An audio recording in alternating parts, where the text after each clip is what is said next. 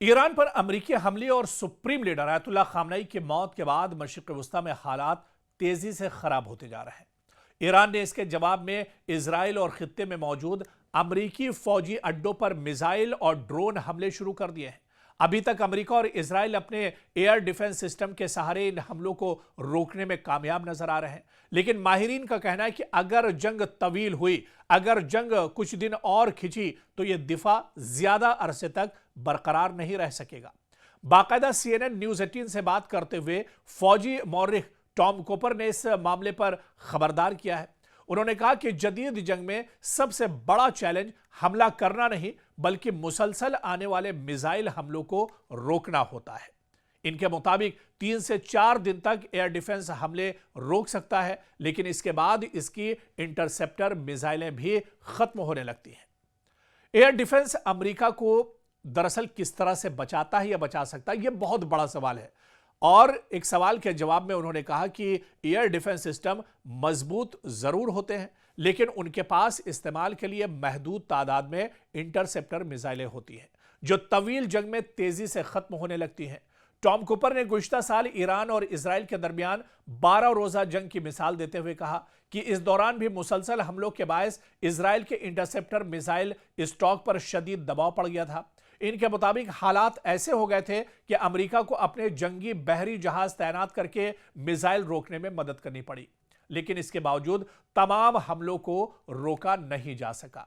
और इस बार भी आप देखिए कि टॉम कूपर ने कहा कि एयर डिफेंस 1, 2, 3 या 4 दिन तक मौसिर अंदाज में काम कर सकता है, लेकिन अगर मौजूदा कशीदगी भी तवील हो गई तो अमेरिका और इजराइल दोनों को असलहे के जखायर, सप्लाई और मुसलसल जारी एयर डिफेंस ऑपरेशंस के शदीद दबाव का सामना करना पड़ेगा। कूपर के मुताबिक चंद दिन तक एयर डिफेंस मुकम्मल तौर पर फाल रहता है, लेकिन कई दिन तक मुसलसल हमले होने की सूरत में सबसे ताकतवर ममालिक के लिए भी मिसाइल को रोक पाना मुश्किल हो जाता है। टॉम कूपर ने बताया कि गुज़िश्ता साल जब इजराइल और अमेरिका के एयर डिफेंस कमजोर पड़ गए थे तो ईरान ने जहां चाहा वहां हमला किया था, और उन्होंने ये शुबा भी जाहिर किया कि क्या पहले जिन मिसाइलों का नुकसान हुआ था उन्हें दोबारा पूरा कर लिया गया है या नहीं। इस पर टॉम कूपर ने मजीद कहा कि ईरान के पास मुख्तलिफ रेंज और रफ्तार की बड़ी तादाद में बैलिस्टिक मिसाइल मौजूद है। अगर इन्हें मुसलसल लहरों की सूरत में दागा गया, यानी एक साथ कई मिसाइल दागे गए, तो किसी भी एयर डिफेंस सिस्टम पर दबाव बढ़ना यकीनी हो जाता है। ऐसे में अगर मशरिक़ वस्ता का यह तसादुम तवील हो गया तो हालात मजीद खतरनाक हो सकते हैं, और इसका सीधा सीधा जो असर है वो एक तरह से इजराइल और अमेरिका पर भी कहीं ना कहीं पड़ सकता है। तो ऐसे में ईरान और इजराइल और खलीजी ममालिक अब तक का जो सबसे बड़ा और मोहलिक मिसाइल हमला है वो एक तरह से किया गया है।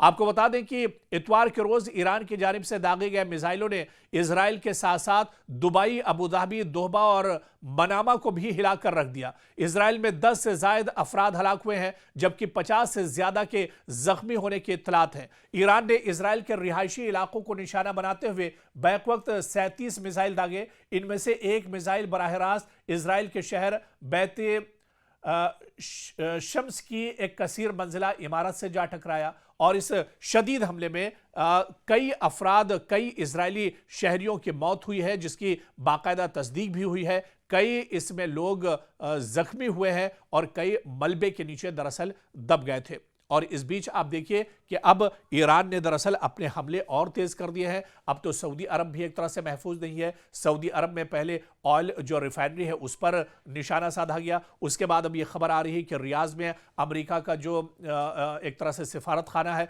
उसे एक तरह से निशाना बनाया गया है, और यहाँ पर ईरान का जो ड्रोन है उसके जरिए हमला किया गया है।